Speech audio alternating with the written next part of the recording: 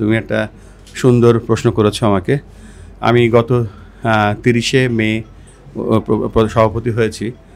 আমার কাছে যে সবথেকে বড় বদলেছে যে জিনিসটা, সেটা মনে হচ্ছে যে তোমার মতন একজন ক্ষুদে ক্রিকেটার ক্রিকেট খেলতে আগ্রহী হচ্ছ, ক্রিকেট খেলার জন্য রেডি হচ্ছ, এবং তুমি যে একটা স্বপ্ন দেখছো সেই স্বপ্নটা যাতে বাস্তবায়িত করতে পারি সেটাই আমি দেখতে যাচ্ছি। এটা ছোটো ছোটো চেঞ্জ আসছে।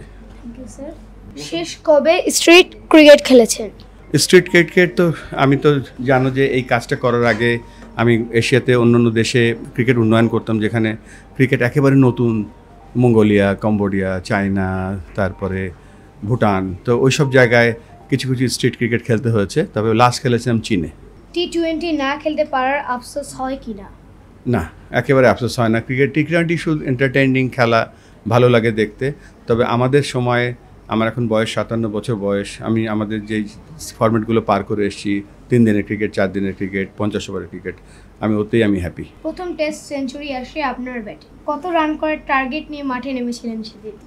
সেই 25 বছর আগের ঘটনা, তো টার্গেট কিছুই ছিল না। যে টার্গেট ছিল যে একটা বল খেলবো আর টিকে থাকবো। সেঞ্চুরি করার জন্য মাঠে নামেনি। তারপরে অনেকক্ষণ মাঠে ছিলাম, একসময় দেখি সেঞ্চুরি হয়ে গেছে।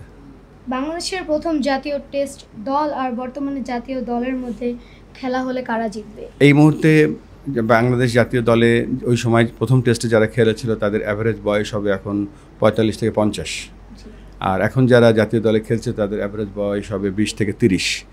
যেহেতু আমাদের বয়স অনেক বেশি, সেহেতু আমরা এই মুহূর্তে হেরে যাব, কিন্তু ক্রিকেট জিতে যাবে। ক্রিকেট ম্যাচ শেষে জার্সি বদলানোর রেওয়াজ থাকলে বর্তমানে কোন ক্রিকেটারের সাথে জার্সি বদল করতে? তুমি তো একটা দারুণ কোশ্চেন করেছো। আমি যার সাথে আমি একজনের সাথে জার্সি বদল করতাম, যদি সে এখন ক্রিকেট খেলা ছেড়ে দিয়েছে, সেটা সম্ভব না, ক্লাইভ লয়েড। তবে এখন যদি আমার সাথে কাউকে বলো জার্সি বদল করতে, আমি বিরাট কোহলির সাথে জার্সি বদল করবো। তোমাকে অনেক অনেক অনেক। আপনি যেহেতু স্যার সেঞ্চুরি স্যার, সেহেতু আপনার একটা অটোগ্রাফ করতে পারি?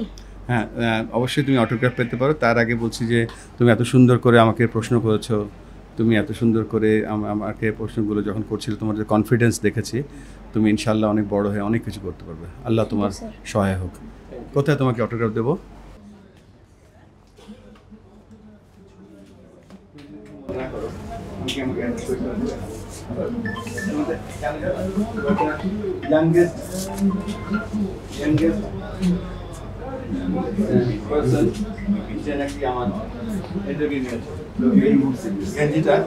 আমার জন্য স্মরণীয়। ভালো থেকো।